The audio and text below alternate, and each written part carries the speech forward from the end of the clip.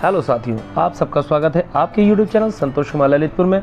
और आज हम आपके लिए लेके आए हैं अध्यापक बैठक किस प्रकार आप आयोजित करें और इस माह जुलाई के प्रथम सप्ताह में आप अपनी बैठक में किन किन बिंदुओं पर अभिभावकों से चर्चा कर सकते हैं।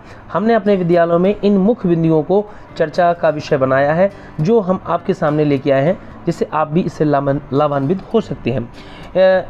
इसके राज्य परियोजना कार्यालय के तहत 26 जून 2023 को आदेश आया था। इसके तहत माह जुलाई के प्रथम सप्ताह में ही अध्यापक बैठक का आयोजन किया जाना है, जिसके तहत निम्न बिंदु आप सम्मिलित कर सकते हैं। पहला यह है, खाता सीडेड करवाने के संबंध में डीबीटी एक मुख्य विषय है जो इस समय पूरे उत्तर प्रदेश में छाया हुआ है। दूसरा आप विषय रख सकते हैं, लाभार्थी के खाते में 1200 रुपये की धनराशि पहुंची कि नहीं पहुंची, अगर नहीं पहुंची तो किन कारणों से नहीं पहुंची, और पहुंच रही है तो यानी कि सब कुछ ठीक चल रहा है। तीसरा पॉइंट आप रख सकते हैं, निपुण भारत पर चर्चा। चौथा पॉइंट आप रख सकते हैं, ऑपरेशन कायाकल्प के अंतर्गत मूलभूत अवस्थापनाएं सुविधाओं की जानकारी एवं चर्चा। आप पांचवा पॉइंट रख सकते हैं, डीबीटी हेतु आधार कार्ड व खाता सीडेड कराने पर चर्चा। डीबीटी बिना आधार कार्ड के नहीं हो सकती है और बिना खाता सीडेड के बिना नहीं हो सकती। इसके बारे में आप अपने अभिभावकों से विशेष चर्चा कर सकते हैं। छठवां पॉइंट आप रख सकते हैं, विद्यालय के साफ सफाई पर चर्चा। सातवां पॉइंट आप रख सकते हैं, स्वच्छता सामग्री पर चर्चा। आठवां पॉइंट जो इस समय बहुत ही इम्पोर्टेंट है, संचारी रोग। बच्चों को इस मौसम में बहुत ज़्यादा रोगों से लड़ना पड़ता है, इसलिए आप बच्चों को और अभिभावकों को इस संचारी रोगों के बारे में जानकारी देकर उनसे आपस में चर्चा करके इस अभियान को भी आप सफल बनाने में अपना सहयोग प्रदान कर सकते हैं। आप अपने कार्यक्रम में सातवां पॉइंट रख सकते हैं, दिव्यांग बच्चों हेतु समर्थ कार्यक्रम पर चर्चा व सूचना का माध्यम। बच्चों के द्वारा, फ़ोन के द्वारा, रसोइयों के द्वारा, इस तरह करके 7-8 पॉइंट मैंने आपसे चर्चा की है। अब 8वां पॉइंट आपके सामने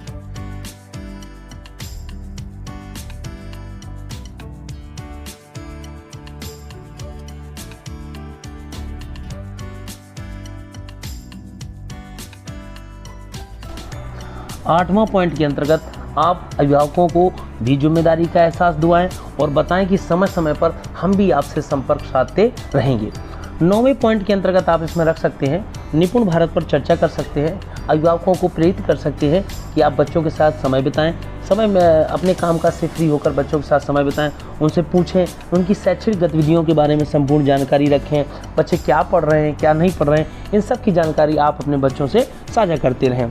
10वें पॉइंट के अंतर्गत आप रख सकते हैं, ऑपरेशन कायाकल्प के अंतर्गत मूलभूत जो सुविधाएं हैं वो बच्चों को, या स्कूल में हमारी 19 जो मूलभूत सुविधाएं हैं वो बच्चों को प्राप्त हो रही हैं कि नहीं हो रही हैं। हमारे स्कूल में जो सुविधाएं हैं 19 पूरी हो चुकी हैं कि नहीं हो चुकी हैं, उनमें कौन कौन सी कमी है वो अपने अभिभावकों से आप साझा कर सकते हैं।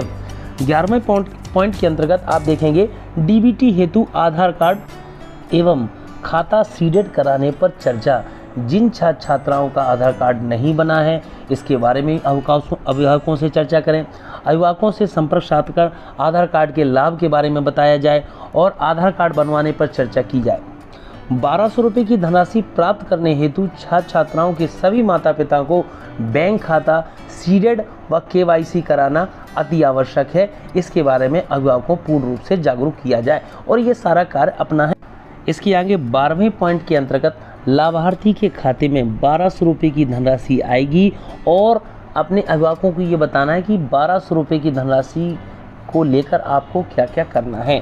इसके अंतर्गत 2 यूनिफॉर्म जो 600 रुपये में क्रय की जाएंगी, 1 स्वेटर जो 200 रुपये में क्रय किया जाएगा, जूता मोजा 125 रुपये में क्रय किए जाएंगे, स्कूल बैग 175 रुपये में क्रय किए जाएंगे और 100 रुपये आपके स्टेशनरी के लिए दिए जाएंगे, जिसमें 4 कापी, 2 पेन, 2 पेंसिल, 2 कटर और 1 रबड़ या इरेजर।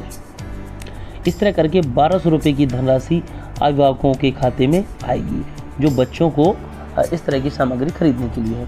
रीडिंग कैंपेन पर चर्चा करें। वर्तमान में संचालित रीडिंग कैंपेन के अभियान फेज़ 2 के बारे में लोगों को बताएं। आधार विहीन छात्र छात्राओं पर चर्चा। जिन छात्र छात्राओं का आधार कार्ड नहीं बना है, अभिभावकों को जागरूक कराएं कि वो बनवाएं, बीआरसी पर बन रहे हैं।